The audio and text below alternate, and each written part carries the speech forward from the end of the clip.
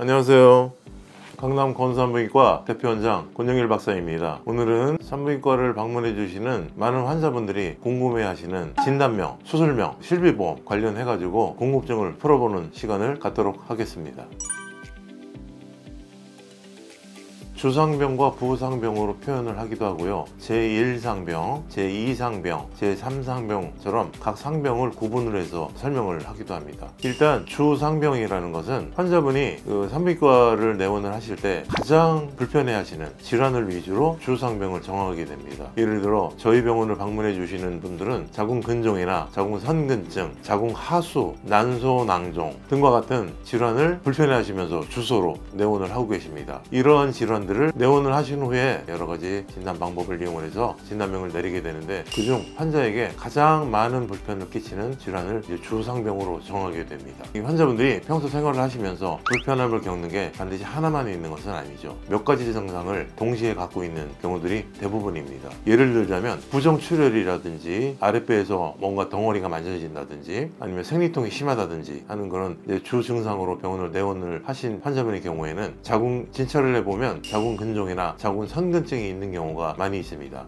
과거에 분만을 하셨던 분들한테는 질식분만, 자연분만이라고 이야기를 하죠. 필수적으로 따라오는 요실금 증상이 있습니다. 요실금에 따른 자꾸 반복되는 질염, 요실금과 질염을 동반한 환자분들을 진찰을 해봤을 때 근종과 더불어서 자궁하수, 즉 자궁 자체가 질 아래쪽으로 빠지는 그런 거를 동반하는 경우가 대부분입니다. 만약에 자궁근종이 있는 경우라면 자궁근종이 주상병이 되겠고, 자궁근종 이외에 부수적으로 딸려있는 자궁하수라든지 요실금이라든지 질병이라든지 이런 부분들을 묶어서 부상병으로 정할 수가 있습니다. 보통 주상병을 치료를 할 때 자궁근종이나 자궁선근증을 요즘 많이 하고 있는 비수술적인 방법으로서 하이프 치료가 있기도 하고, 또 최근 들어서 이제 가장 정교한 수술법인 로봇 수술이 있습니다. 하이프 시술의 경우에는 대부분 전신마취를 하지는 않습니다. 전신마취를 하는 경우에는 화상 등의 합병증이 생길 확률이 더 높아지겠죠. 그래서 대부분 전신마취를 하지 않고 하이프 치료를 진행을 하게 되겠고요. 로봇 수술의 경우에는 모든 환자들이 전신마취를 한 후에 수술을 하게 됩니다. 예를 들어 주상병으로 자궁근종과 자궁선근증이 있는 환자분이 주상병 치료를 할 때 전신마취를 하게 되잖아요. 어차피 마취를 하셨는데 부상병까지도 같이 수술로서 교정을 해주는 것이 좋습니다. 그렇지 않은 경우에 1, 2년 후에 아니면 뭐 몇 달 후에 자궁하수와 요실금에 관한 증상이 계속해서 괴롭혀가지고 다시 또 병원을 내원하셔가지고 또 다시 전신마취 후에 수술을 하시게 됩니다. 그럴 경우에는 반복되는 수술과 반복되는 전신마취로 인해서 환자분이 많이 힘들어 하시겠죠. 그렇기 때문에 저희 병원에서는 한 번의 전신마취로서 주상병과 부상병을 같이 수술을 해드립니다.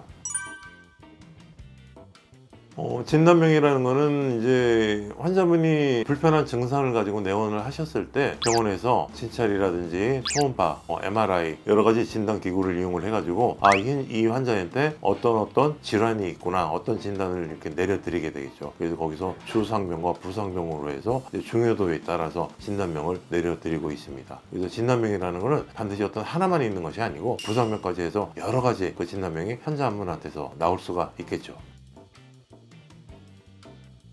진단명과 수술명이 조금 이제 매칭이 되지 않고 달라지는 경우가 이제 가끔 있을 수가 있습니다. 대부분의 경우에는 자궁근종이 있는 경우에는 자궁근종 제거술이라는 수술명이 붙겠죠. 자궁선근증이 있는 경우에는 자궁선근증 제거술 이렇게 붙겠고, 자궁하수가 주상병이 되는 경우에도 자궁거상술이라는 주상병에 따른 수술명이 매칭이 되게 됩니다. 하지만 환자분이 이런 것들이 복합적으로 동시에 있는 경우에는 그 중요도에 따라서 자궁근종으로 내원을 하셨는데 난소낭종이 더 심각한 문제가 되는 경우에는 난소낭종이 주상병이 될 수가 있겠고, 하지만 그 모든 경우에도 각각의 질환에 따른 수술명은 다 매칭이 돼서 붙여드리게 됩니다.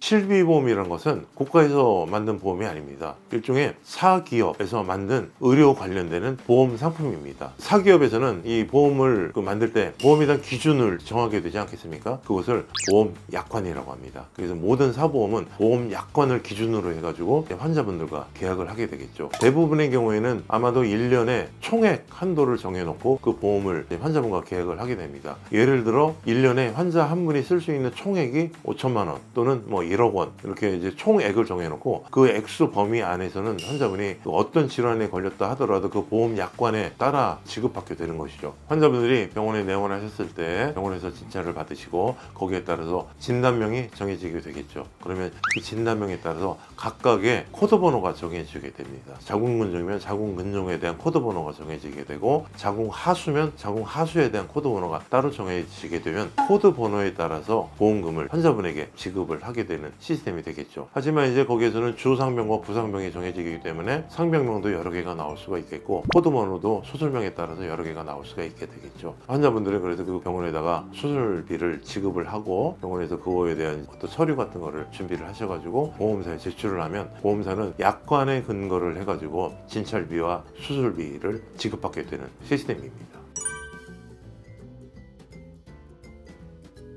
이런 경우를 종종 병원에 와서 컴플레인하는 환자분들이 많이 계십니다. 병원에서 서류를 검토를 해봐도 특별한 문제가 없는 경우에 지급을 거절당하는 경우가 상당수가 있습니다. 그럴 경우에 아무래도 그 보험사하고 같이 환자분이 상의를 하기에는 어려운 점이 많이 있습니다. 그럴 경우에 이런 약관과 아니면 의료 제도와 의료 시스템 아니면 관련 법령과 이런 거에 많이 지식을 가지고 있는 변호사, 의료 전문 변호사가 되겠죠. 그런 분들과 상의를 해서 진행을 하시는 게 환자분들이 아무래도 많은 불편을 덜어갈 수가 있을 겁니다. 환자분들이 어떤 한 가지 질환만 가지고 있는 게 아니고 몇 가지 질환을 동시에 갖고 있는 분들이 대부분입니다. 주상병으로 메인 수술을 받아도 충분히 실비보험에서 지급을 받으실 수가 있습니다. 하지만 주상병 이외에 부상병 때문에 실비보험이 지급 거절이 된다는 것은 상식적으로 납득할 수 없는 이야기가 되겠죠. 주상병만으로도 충분히 실비보험을 받을 수가 있는데 주상병 이외에 부상병 치료를 했다는 이유만으로 실비보험 지급 거절이 된다는 것은 납득할 수가 없는 일입니다. 이럴 경우에 전문가와 상의를 해서 진행을 하시는 게 환자분 편의를 위해서 도움이 될 거라고 말씀드리고 싶습니다. 여기서 전문가라고 말씀드리는 것은 의료 전문 변호사가 되겠죠. 그런 분들과 상의를 해서 진행을 하시길 권해드립니다. 아무래도 그 보험금 지급과 관련돼서 환자분과 그 실비보험 회사 사이의 문제이기 때문에 실비보험 회사에서 일방적으로 정해준 그 의료 자문 의사의 경우에는 당연히 실비보험 회사 편을 들겠죠. 그래서 의료 자문을 받아도 환자분한테 도움이 되는 경우는 거의 없다고 보시면 됩니다. 환자분이 개인적으로 의료 자문을 받으실 수 있는 의사분을 정하시게 되면 그것 또한 환자분에게 도움이 될 것입니다. 여러 가지 불편한 증상, 산부인과의 경우에는 질출혈이라든지 생리통이라든지 하복통이라든지 아니면 뭐 갑자기 너무 고통이 심해가지고 기절을 하는 경우까지 보았습니다. 이렇게 경험이 없는 와중에 병원에 들러서 급하게 진단을 받고 또 수술을 받으시고 퇴원을 하셨는데 이 와중에 실비보험을 청구를 하셨는데도 불구하고 실비보험회사에서 또 지급 거절을 당하는 경우에 환자분들이 얼마나 황당하시고 정신이 없으시겠습니까? 그래요. 여러 가지 그 불편한 와중에 조금이라도 병원 진료와 실비보험 청구에 대해서 도움이 되셨으면 하는 바람에 이 영상을 찍게 되었습니다. 강남 권사미과 대표 원장 권용일이었습니다. 감사합니다.